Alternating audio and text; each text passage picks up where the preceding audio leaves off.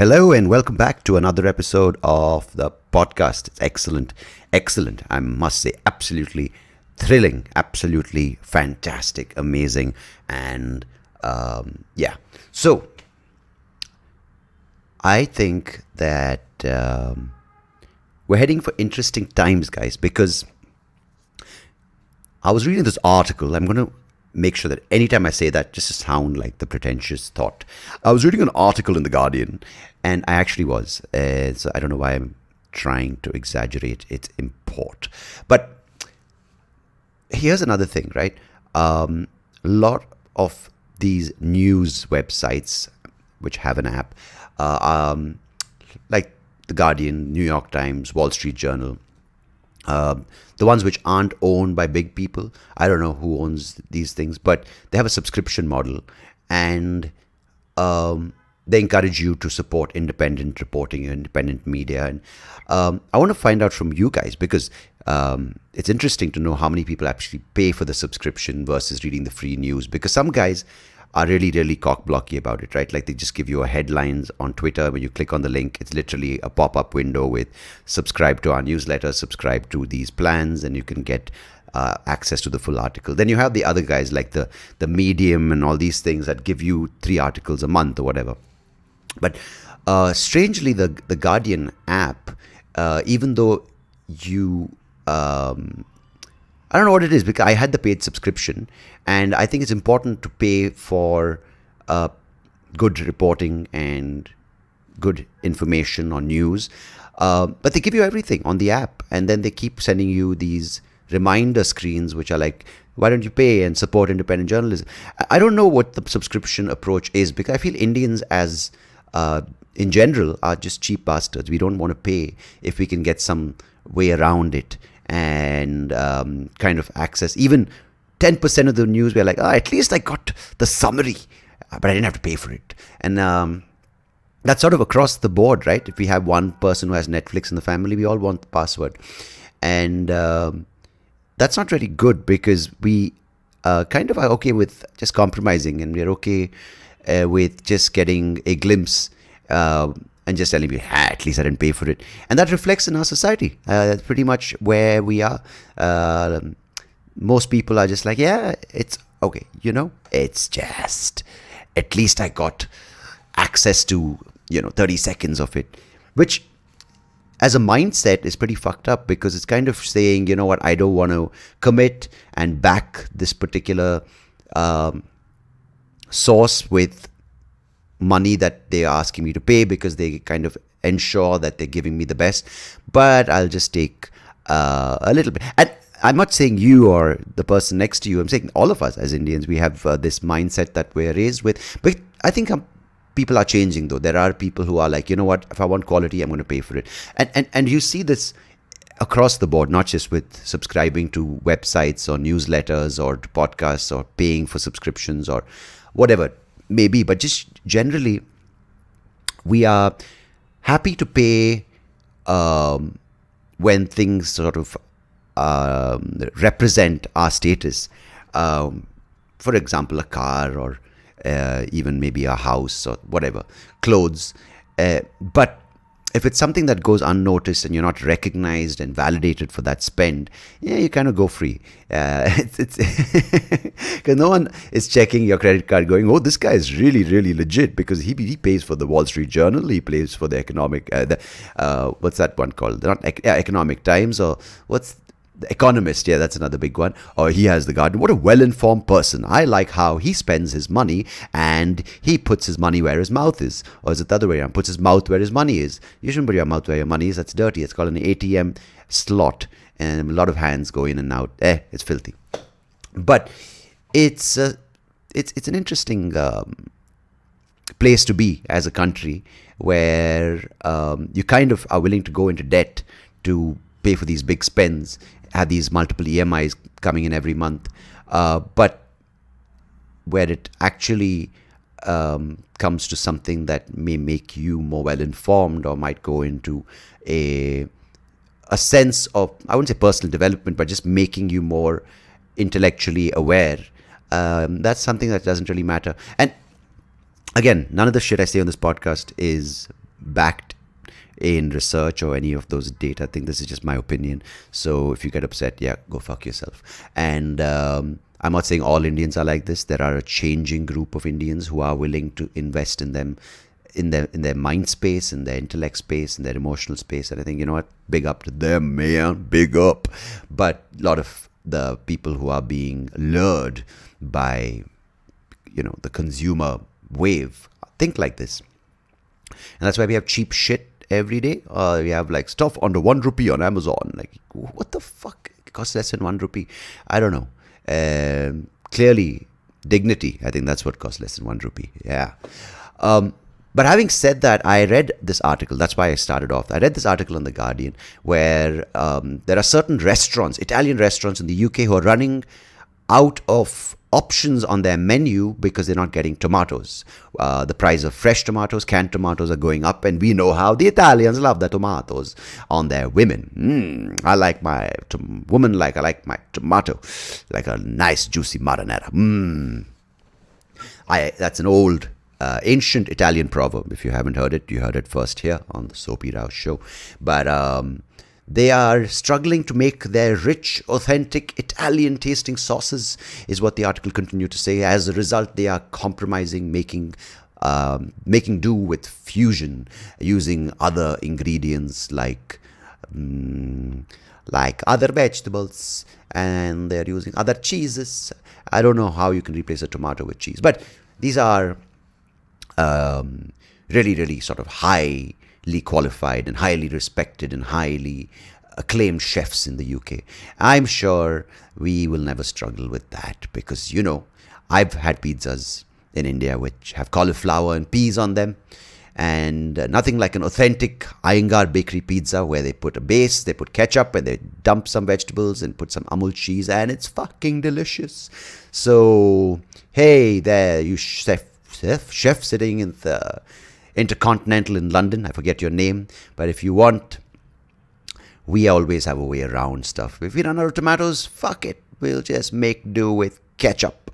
I know ketchup is made out of tomatoes, but ketchup is as much tomato as, you know, I don't want to say anything controversial about transgender, but I think ketchup is like tomato. Like, see, this is where the rustiness is coming out. But it's like how I think, you know, an electric car is macho. Yeah. That was a horrible analogy. Horrible attempt at a joke. And I think it's essential to have a coping system where you kind of just, you know, find a quick turnaround and evade what the problem is and just say, hey, you know, there are no tomatoes, fuck it, I'll eat stones. Not, which would be that extreme, but there are flip sides to it. But I really think we'll be faced with decisions in the near future. Like right now, tomatoes are a shortage. It's not run out, but you sometimes see that onions are at like 100% markup. So I'm just thinking if there's a day soon, like where you have to give up a favorite vegetable or a favorite fruit or a favorite meat, will you be able to do that? Like, because now it's an option. Or give up eating beef because it's good for the environment, and also the factory farms are abusing these animals. They're being kept in inhumane conditions, and they keep being slaughtered in very sort of cruel ways. And the milk industry, the factory farms, again, these are all options at this point. You can still say, you know what, my moral compass says you can't do this. But what if you're faced like, oh, there's only one cow left, or there's one farm with tomatoes left, or there's one sack of rice left? What are you going to do then? I mean, are we going to make that decision thinking about other human beings, or are you just going to think about yourself? And that would be, I think, a place where we will actually have to buckle up and figure out what it actually means to be human. Because right now it's all hypothesis. Clearly, hypothesis. Because if this happens, this might happen. Or if this results in this, I may have to do this. But the Italian chefs now are facing the tomato crisis. What crisis will you have to face So look within you and say, who am I? Yeah. Hey, anyway, yeah, it's a bit of a doomsday-ish kind of feel to this. But I've got someone on today's episode who decided to kind of minimize junk and stuff in her life before she had to be faced with that kind of doomsday situation. Rose Loumsbury, the author of Less Minimalism. Yeah, clearly you really need to rehearse these intros. Rose Loumsbury, she's the author of the book Less Minimalism for Real.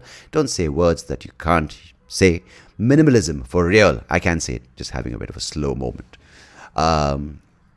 We talk about what led her to face the idea of decluttering, how she juggled her triplets, and how she kind of just was faced with this decision where she realized that she doesn't need all the stuff in her life. But also, what does decluttering mean? The mindset. Is it just taking stuff away, stuff out, giving away stuff? Is it about buying less? It's about decisions you look at what is important, prioritizing. Is it also the mindset, how you approach life with, right? Is it the things that you consider important, the things that you consider as excess, and a bunch of other things. So it's not just physically putting stuff in a box and giving it away to charity or to some relief fund. It's beyond that. I think it's about what you look at your life with. It's how do you choose to fill it up? Do you just decide to distract yourself with more and more, or do you kind of sit down one day and say, this is what I really think I want to put into my life and I really enjoyed it, so therefore I will do that. Interesting conversation with Rose. We had a lovely chat, and I'm sure you'll enjoy listening to it. So I'm not going to ramble on about my doomsday predictions, but I'm going to let you guys get on with this conversation that I had with Rose. So Rose, if you're listening, appreciate you being on the podcast. And for all of you listening, as always, thank you. Till next episode, goodbye. God bless. Take care of yourselves. Cheers.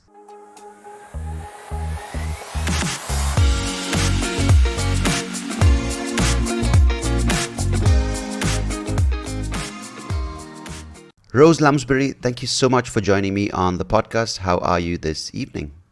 I am doing wonderful. How are you, Sandeep? I'm doing good. I'm doing actually very well. Um, I'm very excited to talk to you about quite a few things because change is something that is so feared. It's encouraged in certain aspects of life when it's about positive change, right?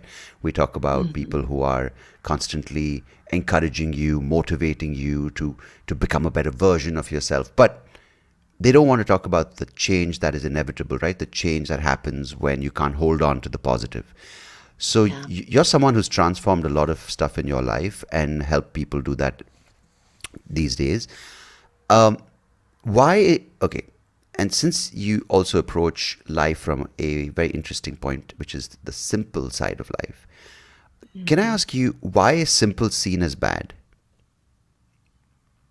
Well, I think it's not seen as bad by everyone, but I think in a consumer society, which we're living in, it doesn't really go with the flow of materialism. The Mm, simple life is actually really opposed to, bigger, better, more. I mean, I'm here in the United States and it's all about more, the bigger car, the bigger house. And I do think, though, there is a pushback against that. But I think it's very strong in that, you think, well, because I can, I should. Like, I live in a mm, house that I could afford a bigger house. I could afford more clothes. I could afford a bigger, more expensive car.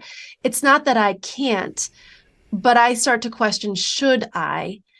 And so I think some people would think of simple as bad. It's interesting. When I first started my work, I used the word minimalism a lot. I mm, called myself a minimalist coach or a minimalist minded organizer. And what I found was that particular word, minimalist or minimal, that really hit a negative chord with a lot of people because I think when we think of minimal, we think of deprivation, not having enough.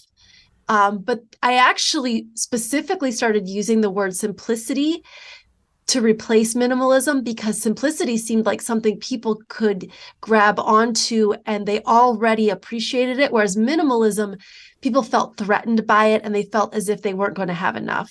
So I generally have found that simple or simplicity is more welcoming to people in theory, In theory, not necessarily in practice. you know, because I, you know, live in a society where it almost feels like people want to make their lives more complex. But let me phrase that in the right context, right?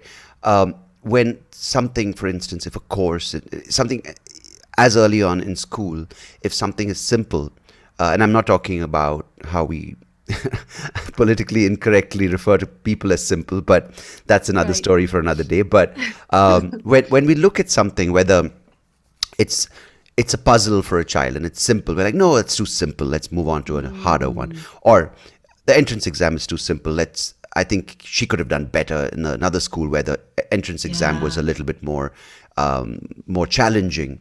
So we use the we, when things are simple, we teach ourselves and our kids that that's not something to aspire towards. Yeah. That you need to make it more Yeah. challenging, you need to make it more complex. You need to make, and I feel that's such a wrong message, right? Because we're telling someone, or including ourselves, if life is simple enough where it's not, and I don't mean simple in the sense, I mean, I don't know what I mean by simple, but when if when things are approachable, when things are accessible, when you can do something that comes more naturally to you, that's not good. You got to make it more complex. You got to Yeah. add more to it. So that's what I find. That's why I asked you the word, because we if you do something that you're content with in our society, and I'm talking about in an Indian context, we say, oh no, he only works 3 hours a day. He's not, and I mean that's the translation of what your potential is, that you're seen as not an achiever, but Yeah. someone who's working 90-hour weeks, and works at a particular job which is challenging, and he's always on the road, or she's always engaged her brain. Like, why are we so I don't know. I mean, this is cross cultural, right? Happens in Japan, Yeah. happens Oh, in China, yeah. yeah, And the US too. and the Yeah. US, yeah. And I don't know if you Yeah. recently saw that person. Anyway, we'll finish this conversation, this particular part, then I'll tell you about that incident. Okay. Yeah. Well, I understand what you're asking a little more now. So Hmm. it's this idea, there's a difference in my mind between simple and easy. And what's interesting is those words actually, if you looked up, synonyms, you might look Mm. up a synonym for simple and you would see easy and other words, but I find that they are not the same at all. Yeah. So something can be easy, but simplicity actually is not easy because I Mm. think we are wired toward complexity. Yeah. And I don't know why. I'm not a neuroscientist and I don't study this deeply, Mm. but I think that there is a desire, and it is, life always moves toward more life. We want to grow, we want more. And I think that's actually natural. You have a little baby and you're probably seeing the growth, the massive growth, and she's always learning more and doing more. And there's another thing today that she can do that she couldn't do last week. And we celebrate that, Mm. right? We celebrate the more and we celebrate the growth. But also, we have to realize as we grow into adulthood, that can tip into actually this thing that's really good, growing and learning and acquiring things and achieving things. These are all good things. That there can be a tipping point where that actually becomes harmful. And I think that's the tricky thing, is to find, because there's nothing wrong with getting a fantastic job and making lots of money and getting an excellent college degree and using your skills in the world. That's wonderful. I'm so Yeah. glad people do this. But there comes a point where I think if we are just serving the more as an end in and of itself, that's when I think it becomes dangerous to us, because at a certain point, I once heard this quote, and I don't know who said this, but they said, you spend the first 2/3 of your life acquiring things and the last third of your life letting go of all of it. Mhm. So I think there's a kind of a natural flow of life where when we're young and we're growing and we're learning, we're acquiring and we're doing and we're challenging. And then there comes a point where we kind of, I think it's the second half-ish of life, you start to crave simplicity because there's so much complexity that now is a part of your life. You know, you have not just you, but maybe you have a partner, maybe you have some kids, now you have a mortgage, you have a job, and complexity just keeps happening. And so I think we start to crave simplicity, and then we realize it's not easy to actually undo this. And I think it's, maybe if we want to think of it in a sense of finding yourself, it is a bit of finding yourself, of returning to maybe an earlier-ish version of ourselves, but with the wisdom that we have from all the years of, Yeah. we don't, do we need all those things? Yeah. Yeah. You know, it's so interesting when I started doing stand up when I was 28, and now 13 years later, 27, 28.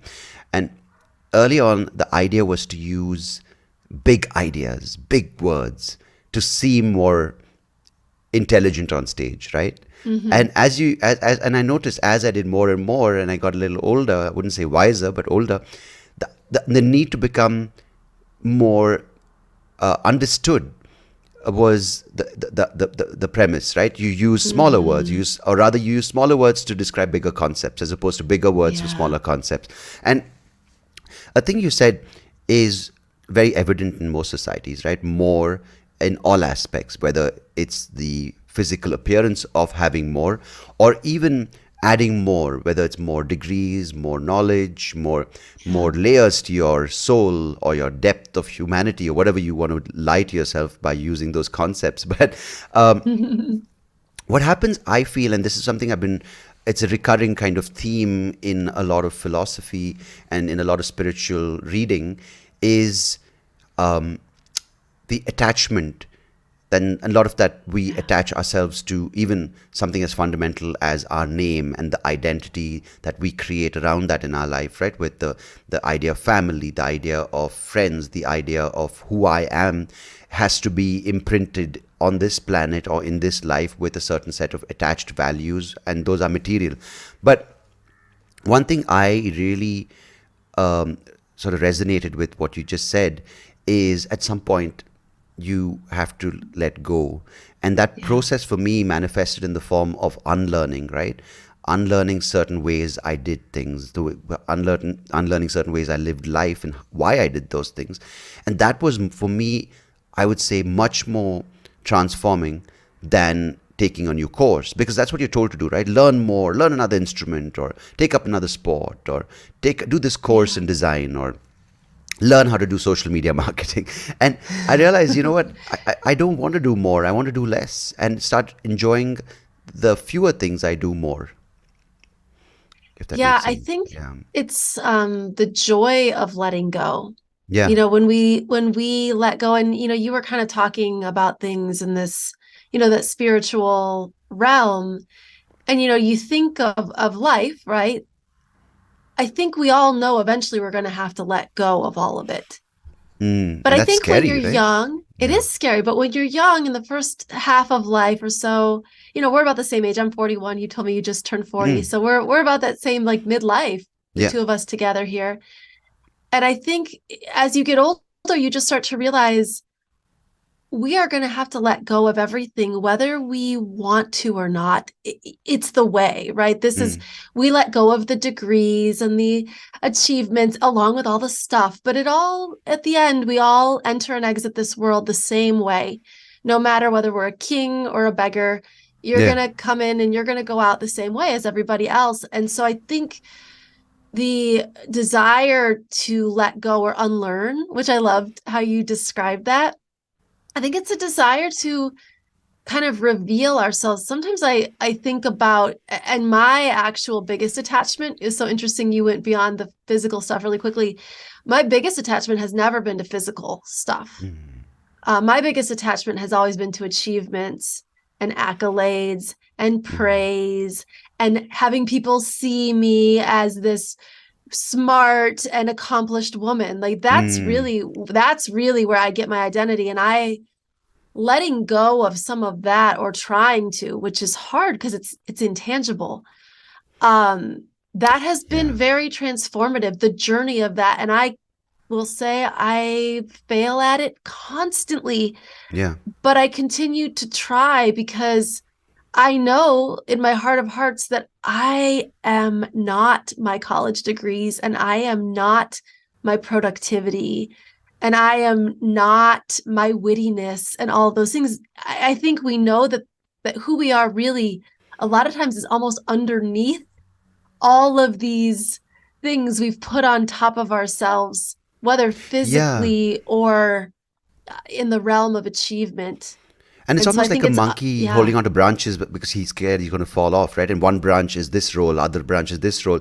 And I know exactly where you're coming from because when you asked me before we started recording the comedy aspect of my life, it was such a strong representation of who I thought I was that when people said, "Oh, you're not funny," it felt like I was not good as a human being. But Mm, there's so many things that we are encouraged to hold on to, right? Like when you say father, when you say mother, you take it so seriously. You take it up like, yeah, if someone says, "Oh, your child's badly behaved," that shows that you're a bad parent, and yeah. and that's such a it's such a normal, so-called normal way of being viewed by people, but it's such a limiting way because, at least for me, Hmm. when I stopped calling myself a podcaster, comedian, and I stopped, or rather, I let people call me whatever they want to call me, but I don't let it go beyond a certain layer in my mind. Then it's not really going to affect me because I'm still the same person. I'm just sort of expressing my way in different through different mediums, right? And even something as precious as being a father to my little one, I mean, I can only do what I can do, and there's no point trying to show that I'm a certain role to a certain group of people because they can. I'm the only one who has control over what I do, right? Not what they say or how they say, because people will always say whether it's positive or negative. But I realized that kind of way of thinking, however hard it was and continues to be hard, and as you said, we constantly fail at it, it kind of shows us a side, or rather another opening into something which is so limitless, beyond these roles and labels and identity and attachment, right? Yeah, I feel like we're kind of getting in the realm of, I've read a lot of Buddhist, not a Mm, lot, but I've read some Buddhist writings, and it's this idea that really, you know, we've kind of constructed this identity, mm, and it has its roles and it has its names. And even as you were talking about being a podcaster and a comedian, I immediately wanted to ask you, but don't you feel a pressure to define yourself? mm, You know, and I think that's the struggle is truly, yes, we are all the same. We are all part of this great humanity and this great life and all of these things, and there's no limits to it, and it in space or time, actually, if you want to get really into it. yeah, of course. But there is this, I don't know if it's pressure or desire or need, maybe at some points of our lives, to there's safety maybe in the labels and in the definitions and in the roles, and we cling to them, as you said. Mm, And it's maybe it allows us to actually get through the day-to-day living of life that we have to do to make things happen in our lives. But it's like this weird dance between how much do I identify in the role, and then how much do I actually recognize that, that's not really me and that's not really true. It's just the role or the label that I'm putting on this. And I yeah. think it's beautiful to recognize it, because I know I would say 95% of my day I'm in that. It's sort of like the Matrix, the movie The Matrix. Mm-hmm. In a way, we're sort of all in the Matrix in a way, and the real life You shouldn't is, say that too much because that's what Andrew Tate said, and look where he is. oh no, yes, no, we won't say that. We won't say that. That's true. Because he Um, took that to another level anyway. yes, Yeah. yes. But yeah, I know it's No, Yeah, and I'll tell you exactly what you just said. I mean, I didn't really don't remember too many details in the movie, but it is that, right? It's this construct that we are all sold into, and it's almost like when you take a step back, saying, "I don't think, I'm not entirely sold anymore." You're kind of then cornered, saying, "Hey, what's wrong with you? Is everything fine with you? Like, do you have some issues?"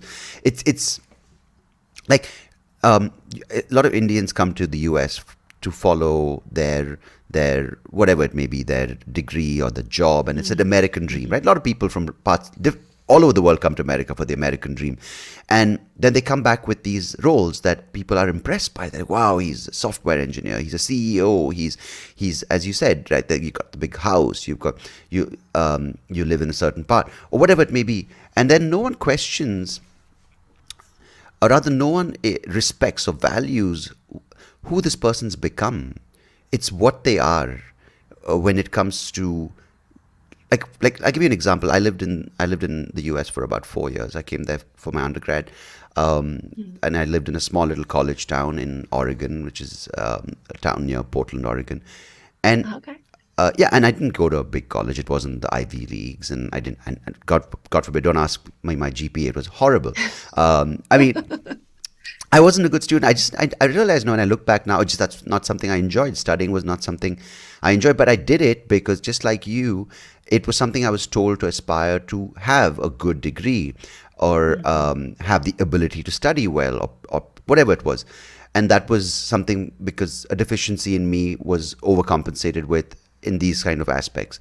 And what I enjoyed about the US, my time there, were these experiences I had, these conversations I had at these little dive bars with a local who's from McMinnville, who I think owned a company, or a cab driver, or friends I made in college. But that no one, a few people do, but that's not seen as valuable. Your degree Mhm. is seen as valuable. What job that degree got you seen as valuable. How much that job makes for you is valuable. What you did with that money is valuable. And unless you spend time with a person, you never get to that. And that's sad, right? Because and a lot of these people who I see spent years in the US have got all these right tick boxes ticked. Then you suddenly meet them 40 years later, they seem like lost because Mm. those things are now being replaced by younger, richer, cooler people in the Mhm. community. And they almost seem irrelevant. And it's really sad to see. Yeah. Yeah. Yeah, I think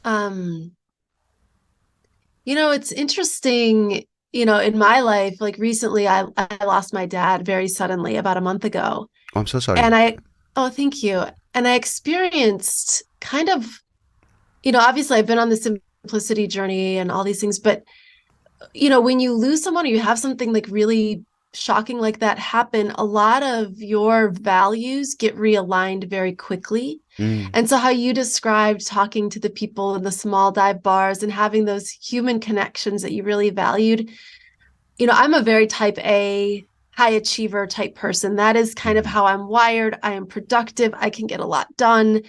And this is, I've been praised for this my whole life. I yeah. I was very good in school. Like I was getting all A's all the time. Right. And suddenly it was like, a friend would call and say, hey, I'm going to come over and bring you some tea. And even though I hadn't answered emails in 5 days, all I wanted to do was sit and talk to my friend and drink Mm, tea and be with her. And it was very different than how I had been before, where if a friend had come over with tea and I hadn't answered emails, I would sit and talk with a friend with the tea, but inside I'm like, I really need to answer those emails. And I would mm, want to kind of, I wanted to get back to the productivity and the empty inbox because that's like what shows that I'm productive. And it was just really interesting to me that I sort of felt like I had this portal into how the other half lives, how the people who naturally, because I think there are some people who just more naturally are in the moment with yeah. Yeah. people. Absolutely. And a lot of us, it almost, I feel like, kind of took this horrible thing for me to really experience just the beauty of an everyday moment, of a small moment, and realize that it just doesn't matter if I answer all the emails. It just doesn't matter if Yeah. I'm not launching my winter course that I normally launch every winter. And I always do like fall, winter, spring. And I just couldn't get it together this winter. And in a way, that's And respecting yeah, the memory of such a important person in your life, right?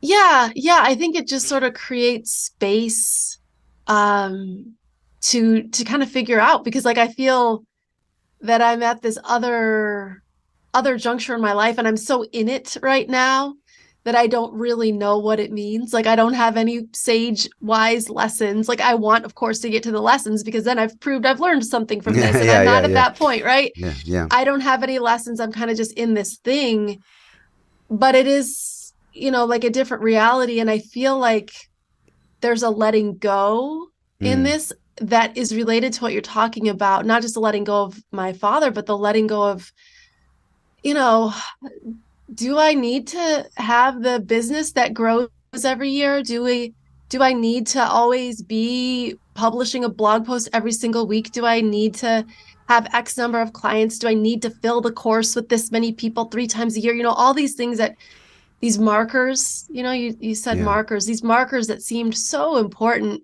2 months ago, a lot of them don't seem so important right now.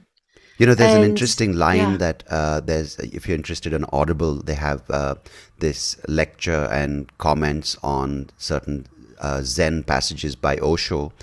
And in Mm, one of those, he talks about just what you're saying, this need, need, need. And he says, there is no goal in life because the moment you set a yeah. goal, then you're either running towards it or away from it.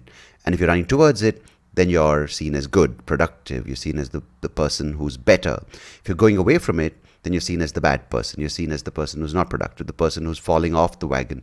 And that's something that we all are driven to, right? Like if you and I are in the same thing and you're working towards your goal and I'm working away, we're constantly in in our own minds and with each other, and from a third person's point of view, you're the good worker, I'm the bad worker, you're the good person, I'm the bad person. And why, right? Why do we don't need any Mm, of that, because all that is something that we are creating stress on, right? Because we all we have right now is you and I just sitting here and talking, and it's beautiful.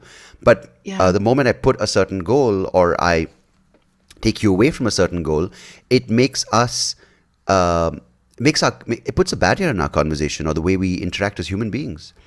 And if you magnify that onto on a social and a global scale, it's and there's something I'm noticing. I'm not at all going to say that I'm in a place where I judge and I say, oh my God, how are people like this? But one thing I've noticed is when I talk to certain people, especially high achievers, or well, so-called high achievers, right?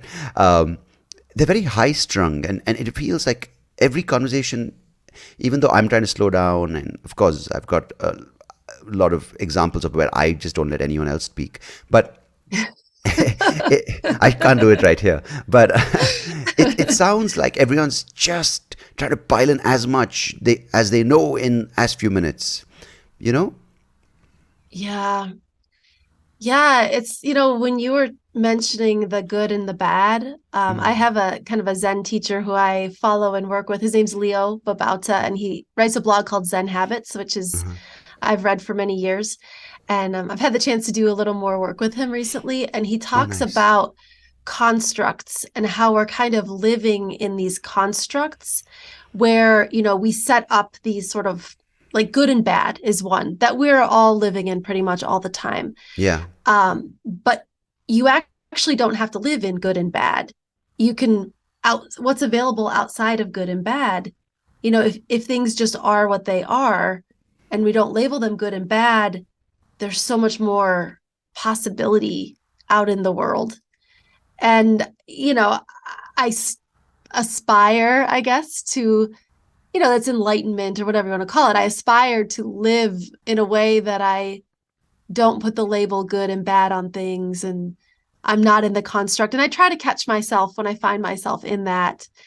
But I think what I've learned is that really it is the catching of yourself. It's noticing, oh yeah, I'm judging, Mm. I'm labeling good and bad, and then you come back to it And then 45 seconds later, you're doing it again.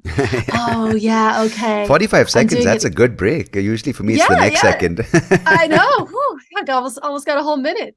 Yeah. Um, but yeah, it's the practice of just pulling ourselves back to reality, because reality is just what we're experiencing, the present moment, you know? And you use that word, I think, in your talk, the decluttering, right? And Yeah.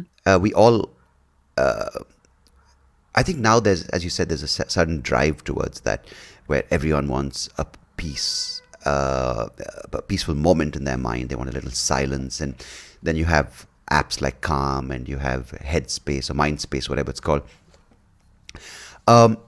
But even that's become a headlong rush in the same approach, right? It's like, I meditated for 1 minute, you meditated for 10 minutes, I'm better than you, right? Yeah, yeah. I so actually yeah. just got that Headspace app. One of my clients gave me a free trial, and I'm actually right now, I need to decide in the next 5 days if I cancel it or keep it. But one of the things about it, and I think it's great. I listened to some of the meditations; they were awesome. But it tracks you and kind of like gives you points Like a for, Fitbit, yeah, yeah. yeah, yeah. And I'm like, I don't know how Yeah. I feel about that, but I Yeah. get why They they're all have a doing it. level program. Like, oh, you finish your 10, you unlock the Yeah, 20 minute. I'm like, I don't want to yeah. unlock shit in my head, dude. I want to unlock peace. Yeah, and it's just Yeah. so interesting how that drive to achieve can show up in so many areas of our lives that Yeah. seem, really good, like even exercise or eating healthy. You Everything is can, reward systems now. It's this app that tracks you. yeah. Wow, you ate only 100 calories today. Wow, you're going to starve yourself. Brilliant. That one, we'll just say if that app exists, it needs to not exist. That's a bad one. Yeah. No, I'm just it's obviously a good thing to be eating and exercising and eating healthy, Right. but I'm just talking about this underlying drive, right? Because you see it, I'm sure, with clients, um, and on a daily basis, right? When people ask you, how can I simplify my life? How do I go down a path of minimalism or simplicity? Like, even the fact that people are terrified with the word of minimalism, it's almost like minimizing them, and I think that's what they're scared Yeah. about, right? Yeah. I mean, I think there is this fear that if we let go of things, that we are somehow diminished. Mm. And I think that is something that you have to wrestle with, because I often tell people, when you're dealing with your stuff, you're not actually dealing with your stuff. You're dealing with your feelings about your stuff. And so, it's not a teapot or it's not a pair of jeans. It's something about you. And you know that because if you try to let go of it, you feel this, like this pull toward it. Mm. And that's the thing to dig in on it, because it doesn't necessarily mean you should let go of it, right? I have stuff. I'm very glad I have stuff. I wouldn't be able to talk to you right now if I didn't have stuff. Yeah. Um, but why do we have it? I think that's the question. And I think a lot of kind of what you talked about earlier with acquiring the nice car and the nice house and the degrees is because we think it sort of amplifies us in some way.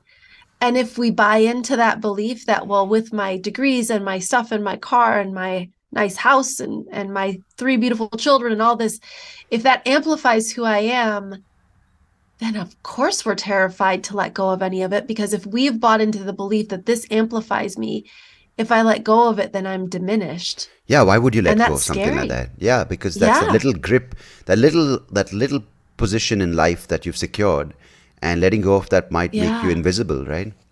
Yeah. And that's really terrifying.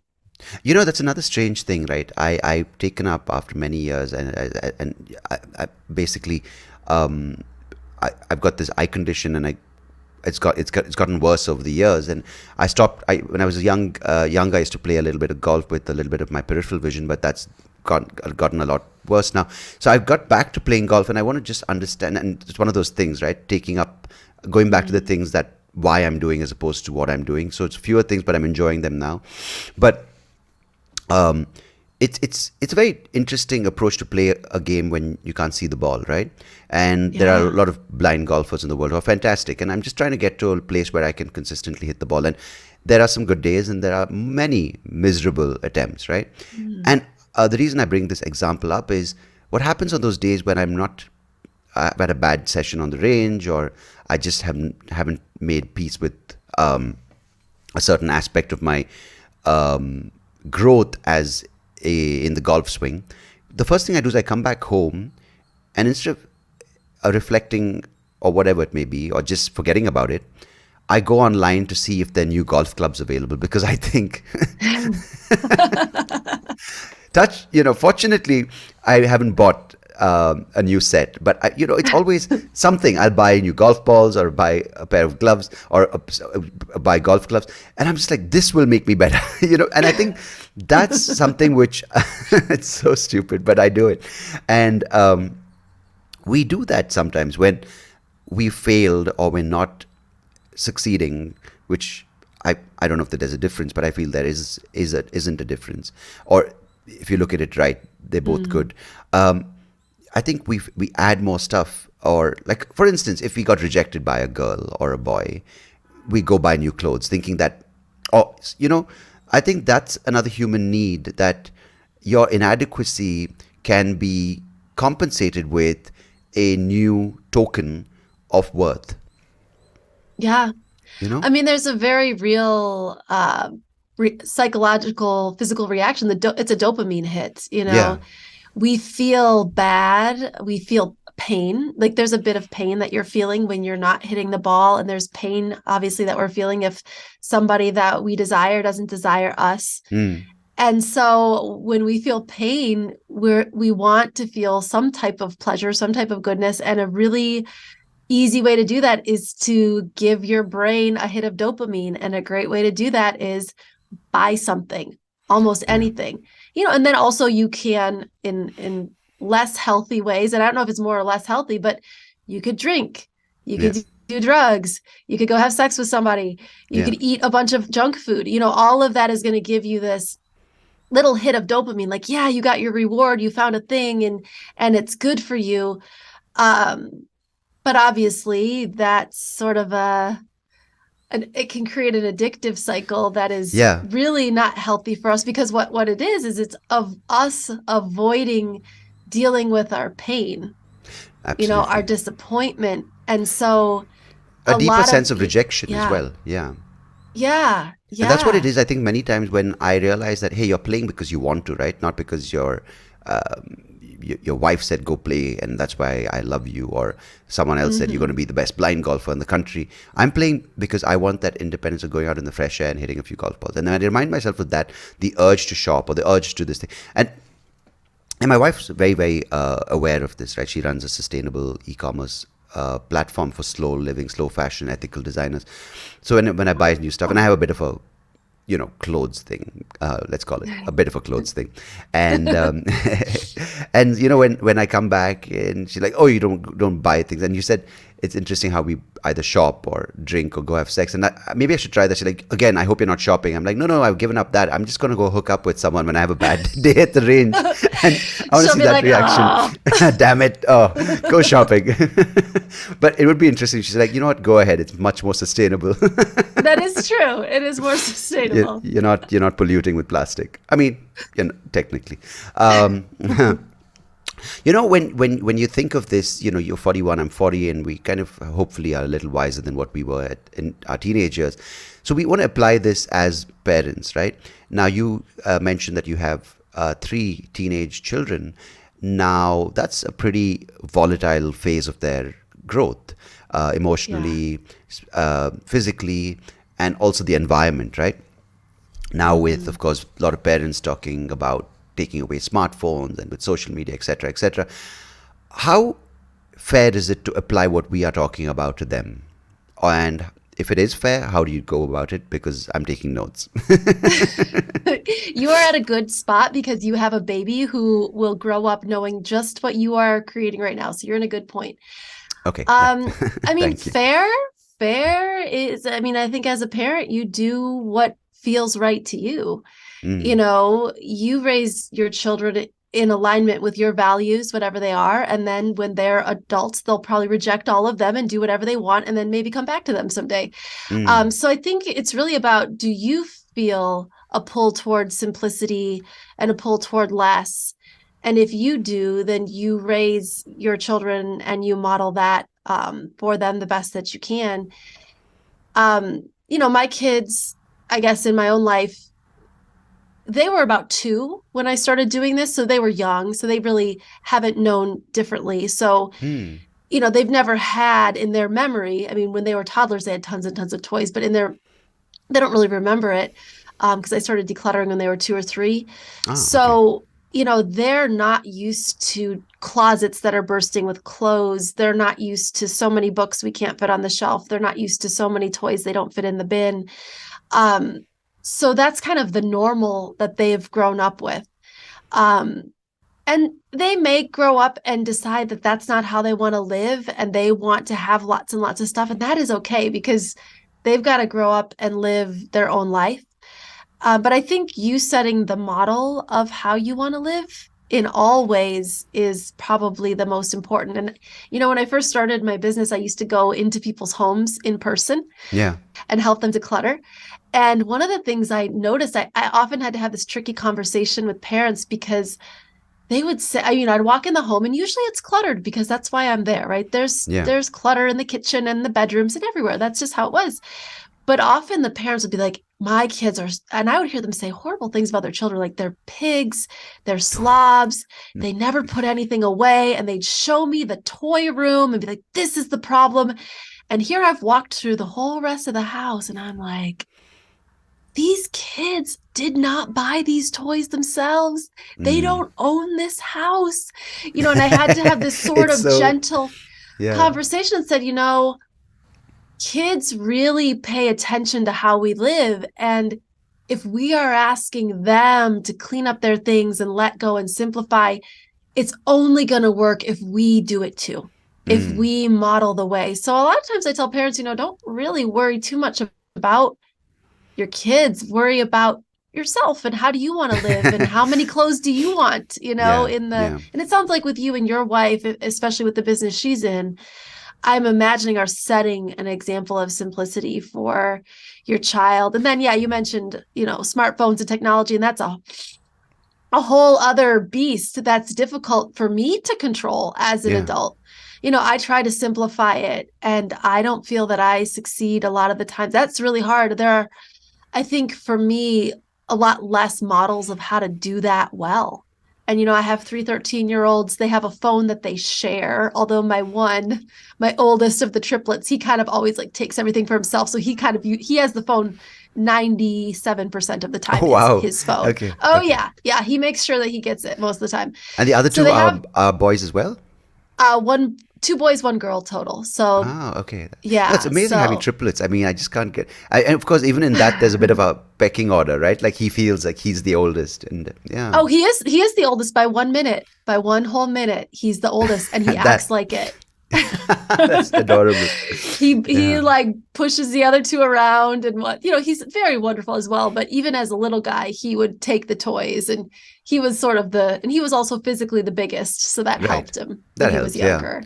No, and But that's a strange yeah, thing. I'm sometimes sitting and Shasa's sleeping or she's rolling around on the bed, and suddenly I'm just looking at my phone and I'm like, oh, I'm a bad parent, and I'm like, no, I don't think you're a bad yeah, parent. Like for me, my phone is pretty much my entire feedback, right? Like it reads out my emails, it reads out my text messages, my thing, and I'm like, maybe I shouldn't be doing this next to her because she'll get influenced. And I'm like, you know what? There's a point at which you got to kind of balance it, right? Like you can't yeah. live in isolation without a phone because you are living in a city, you are connected with the world, and you're not. If I did decide to go to, and sometimes you have that idea, I'm going to move to a farm, and my wife and I like, let's move to a place where it's gives. I'm like, I don't think I'll ever live because my entire life is in this chaos of a city, and if I've Yeah. moved abroad, it's been in a city, and I don't think I'll do justice to farm animals and to the crops, and I'll probably end up killing everyone, including myself, right? So we got to be You realistic. wouldn't make it through the winter. I wouldn't make it through a day because have you milked the cow? How? I need to Google it, but I don't have my phone anymore. Exactly, because I need the YouTube cow milking video, but I can't bring it up because there's no internet out here. yeah, it's absolutely as you said. That's probably going to happen. Like I probably won't even make it past the fence. Like how do you open a fence, right? Yeah. So I think we sometimes in this conversation with ourselves we overcompensate, and I think that's the problem, which is I think inevitable, right? Because you kind of want to be a better person, and that's again like what we said earlier. What you said is we try to do more when all you got to do is do less within the space you're in. Yeah. Yeah. I think with anything, you can go to extremes. So, my husband, when I was first decluttering, Hmm. I was really excited about it. I was on fire about it. So this is where the high achiever comes in. Yeah. So I'm going to be the best declutterer. I'm going to be the best minimalist, the most minimalist. But at a certain point, Yeah. I think he actually said to me, he said, you kind of have like a minimalism anorexia. He's like, Hmm. you need to slow down. He's like, Yeah. you need to stop. We don't need to get rid of everything. And I'm very glad that I had him to sort of balance me. And now, I have a much more relaxed approach to it. But I remember, especially at the beginning, there was almost this like fervor. I mean, I was a teacher. I was a school teacher, so Right. teaching full time. I had 3 2-year-olds at the time, and then every spare moment I had, I'm decluttering and like So filling up the why car. why why did you declutter? Let's maybe talk Yeah, to you about yeah. that. So the main reason was because I wanted more time. Hmm. And, I was a working mom, full-time working mom, you know, teaching all day, coming home, 3 2-year-olds in the evening, get them in bed by whatever, 8 o'clock. And then you only have maybe an hour before you have to get to bed to go, do it the next day. And I found that I felt I was spending a lot of that hour dealing with stuff and picking things up. And because I'm type A, I was very organized, but you can organize yourself into a trap. So Mm. I'm not joking, I had bins that would be labeled girl bibs, boy bibs. Like my kids cared if their bib was a girl bib or a boy bib, but like that degree of micromanagement Mm. was Mm. kind of what I was doing with everything. And I had to be the one to put everything back and control it. So it was sort of this, and it was exhausting. And I didn't have the energy to do it anymore. And so it was Christmas time, and my kids just received a lot of gifts from their grandparents, which was really overwhelming to me because if you're the Hmm. type of person who's going to micromanage everything, You're now not looking at suddenly his there's gifts. Yeah. right, all this new stuff became, like new jobs that I had to do. And I was like, I don't want to do this anymore. I'm exhausted by it. And so a friend introduced me to the idea of minimalism. And so I started reading about that. And it was funny to me that I had never considered just letting go of the stuff. I had always thought, well, I can organize it, manage it. I'll put it in a spreadsheet. I'll color code it. I'll label it. And I was good at that because I'm really organized. But it was sort of that like organization is good, but there becomes a point where it tips into actually kind of you become a slave to it. Yeah. And so I was sort of in that point. And so I wanted some free time. I wanted some freedom to sit down at the end of the day and relax and read a book and not be managing my stuff so Mm. much. So that was really the motivator. So it was sort of a combination of being a full-time working mom, holidays, and like my type A personality kind of just couldn't, like it was sort of like a breaking point, like kind of everything we've been talking about, where you suddenly desire the simplicity. And so when I started reading, people who are actually doing this, it gave me just a way. And at the time, it seemed such a huge aha. It was a huge aha. And I felt such an immense freedom when I let go of things because I'm like, I no longer have to wash that. I no longer have to put Mm. that away. It was Yeah. just the sense of freedom. So that was the why, I guess, behind it Do you originally. sense that there was a lot, and not just with you, but with clutter or more, there's a sense of control, right? That you feel like you have Mm-hmm. more control over your life when you have more stuff, because you kind of that the stuff represents how much you've done for yourself, right? Whether it's more clothes for Yeah. your kids, whether it's more money in the bank. So, in some sense, decluttering is also letting go of control in some way. It's letting go of control, but also this, so it can be a catch 22 and it can be a way to get control at the same time. So Exactly. when I, Right. Right. yeah, yeah, And a when different I kind of look, control. a different kind of control, right? One is a kind of control which is respected or validated. The other one is more internal. It's about I have a space I've created which is for me, right? Which a place where which you operate Yeah. from, right? Yeah, it can be that kind of control, but it also can be, how my husband said it was sort of like minimalist anorexia. Mm, mm, Um, I think you can take it too far to where that becomes, and for those months when I was first doing it, I'm so glad that I did it. Obviously, it created this whole other life for me. mm. But I look back and there was an element sometimes of almost like a manicness to it. Like I have to go through, I have to get rid of this, I have to declare, and it You were was overcompensating, basically. You went to I the other was. extreme. Yeah. Yeah, I was overcompensating exactly like what you were saying. I could have done it. I could have still gotten to the same place by probably going about it maybe a different way that would have maybe been a little slower and a little more intentional. But it was, yeah, it's interesting to look back and see, was that the healthiest way to go about it? I don't know. I mean, it wasn't bad. I wasn't hurting anybody. Um, but yeah, I think, and another thing I think too is sometimes we think once I've decluttered everything and I've simplified my physical possessions, then I will have peace. And I had a client of mine recently say this to me. She is of retirement age and wants to enjoy her retirement. And she has a house, like many retired people, they have a house they've lived in for decades full of stuff. Yeah. And she kept saying, I can't enjoy my retirement until the house is decluttered. And I'm trying to help her see, like, you can do both. You can enjoy this time and declutter your home. Like, it's not that one has to come before the other. It's the goal, And right? Yeah. Yeah. yeah. And eventually she said, but that's how you did it. And I realized that the way I've kind of always told my story is I decluttered everything and then I felt at peace. And it's this sort of Ah. like nice wrapped up story that's not actually really true because once you declutter your stuff, you realize you still might be trying to fuel your sense of self-worth through other things. And maybe part of it was the decluttering was what you were trying to use to prove your self-worth. It's like you're still going to have to reckon with something inside of you, even if you got rid of every single thing you owned. That's not going to cleanse your spirit necessarily. Like there's still work to be Yeah. done. It's it's almost like the why you're doing it, right? If the why is not the right, or not even right, if the why is again from the same premise of achieving something, then it's the same cycle again. Yeah. It's instead of more, you're going to be like, see, I have less than her, I'm better, or I'm more than her, it's better.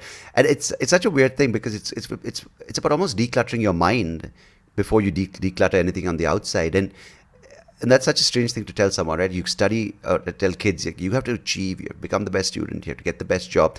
Then you know what? Start decluttering, take it all away. And they're like, what? But if we actually Right? tell them from a young age that you know what, more isn't better, but what you know and how you know it and why you use it and why you know it, that's more important. I think that's a better place to start with because then they don't have to go this entire route and then realize at whatever age that you know what, I already knew this in some way. Of course, I it wasn't appreciated. That's why I got more. But now what I actually appreciate is less than what I have, and that's good. Yeah. And I think a lot of that too, my kids are 13, so I see that desire you talk about to, get the best grades and all those things. And I very intentionally try not to put that pressure on my children. Yeah. But what's really been surprising to me is the amount of stress they seem to put on themselves to Mm. get all A's, to, I've got to study for the test and all of this. And I'm just thinking, where is this coming from? Because I thought I had kind of intentionally, all the things I've said and tried to model are, you are valuable, try your best, but But we love you for you. But I think maybe it's the societal messages, or maybe it is just our own personal journey we all have to go on. We all have to kind of go, and I see my kids doing it, and that's them. They have to go through this and figure this out themselves. I can't You can't give someone a transformation for them. Like they And have to that's go the through this. weird part, which must be hard for you, or for me, as for anyone, is we end up doing this, whether we like it or not, is thinking that our version of the story is how it should be. Yeah. Whether it's decluttering, whether it's unlearning, whether whatever it may be. And you tell someone thinking and meaning the best, but they're like, no, and I think that's the most difficult thing, especially when it's your child or it's someone really close to you, to acknowledge that they have to go through their journey, whether it's, a therapy, or whether it's going through a cycle of working and the material kind of thing. The more you try to put your version of the truth, or your version, and sort of put your perspective on them, the more it's rejected. And I'm sure for you, being in a place where you're trying to help people simplify their life, and you try to do it in the way which, of course, I'm sure you see it as the right way, and then they start rejecting it, you're like, but why, right? Yeah. Yeah. And I've also, I have a deep appreciation for people who live differently than me. Um, my grandmothers, and I'm sure yours as well, went through, and I don't know, the Great Depression in America, I'm guessing was probably also in India. Was that worldwide? Was Well, the we didn't have the great 1920s? we didn't have the depression, but it was pretty depressing throughout, because it was Yeah, it it was it was it was kind depressing of anyway. I mean, it was under British occupation, and I Okay. mean, Yeah. the under British, I wasn't there, so I don't want to sort of kind of falsely recall anything. But post partition, there was a lot of turmoil. The country was split into three. There was a lot of families torn apart. But Mm, generally, like, India from the sort of 50s through the 90s was a very sort of closed off economy. So things were difficult. yeah. Things were not as easily available, and that mindset is there. The scarcity mindset is there in Indians from that time, Yeah. including my grandparents are no more, but my parents have that in some way, and I see them buying stuff, and I mean, I buy it as well. I buy stuff as well. We've already spoken about my problems, but but my The parents golf clubs. buy, yeah, my golf clubs and my hoodies, and let's not go there anyway. But yeah, my parents do that, like, and it's nothing wrong, because that's the generation which, and my dad was saying at one point, so we have the currency is called the rupee, right? And Mm. for every rupee he earned, he used to get taxed almost 99% of that, because that was the way the Whoa. government. Yeah, so I mean, I remember when I was a kid, I used to go for an eye checkup to this city in India where they had a big hospital, and that place was a port, so they used to get a lot of this stuff which was illegally brought into the country, like cans of Coca-Cola. And I used to Mm. like, oh, I need some. I used to come back with like 10 cans, and that was like my hoard. And yeah, and yeah, so that was a thing then, like getting access to stuff. And that generation of Indians who moved to America in the 70s and the 80s did have that. So for them, a big house and a big dining table are big things. And you're right, like for your Yeah. grandmother, and for us now, I mean, even though I grew up, I was born into an India which is not as global and not as globalized and connected to the outside world.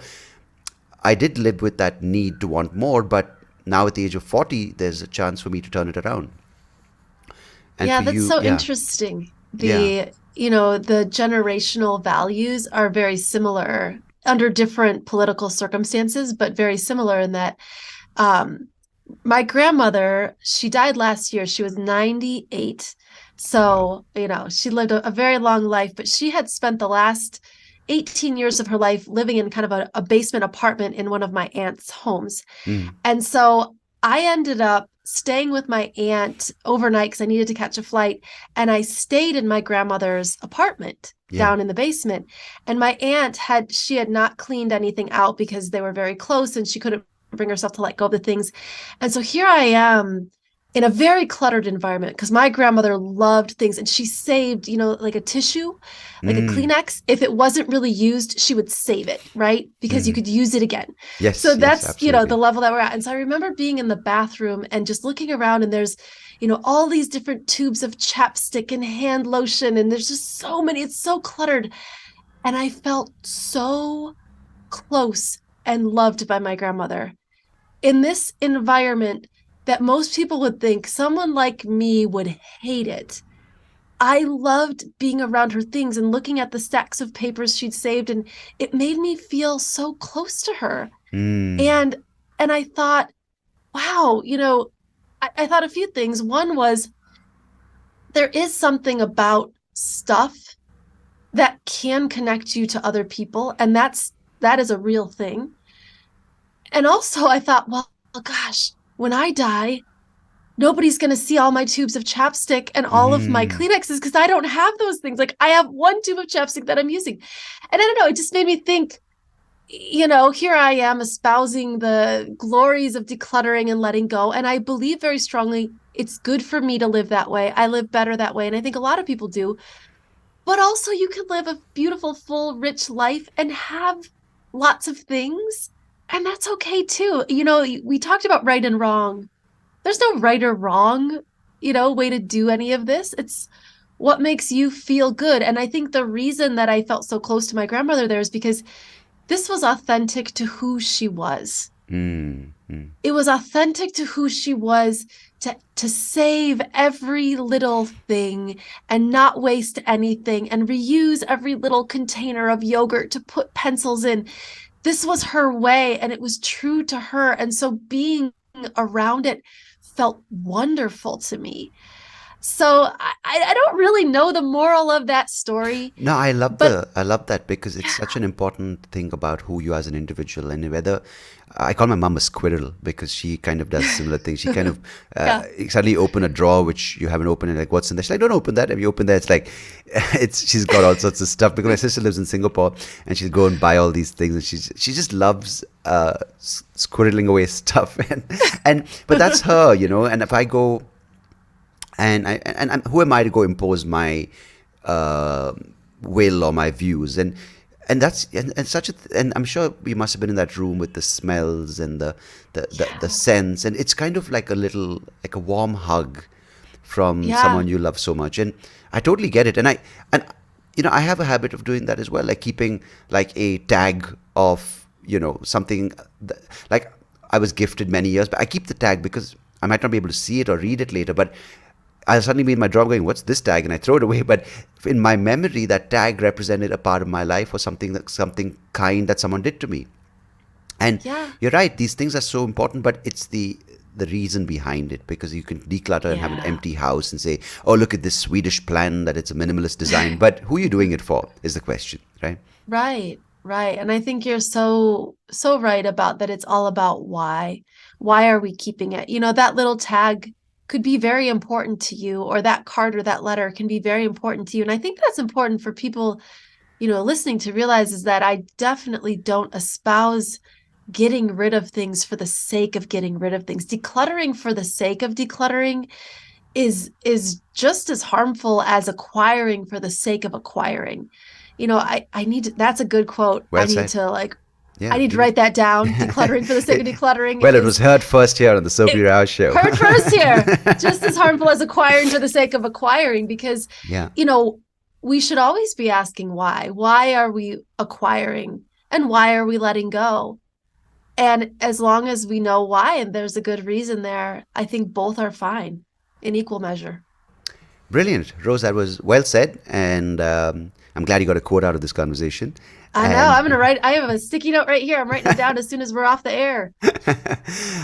thank you so much for joining me on this conversation, having this chat with me, and sharing your insights and your journey and your experiences and your knowledge, and also, yeah, everything that we've had today. Appreciate it. Thank you so much. It was absolutely a pleasure. Lovely. Take care. Thank you.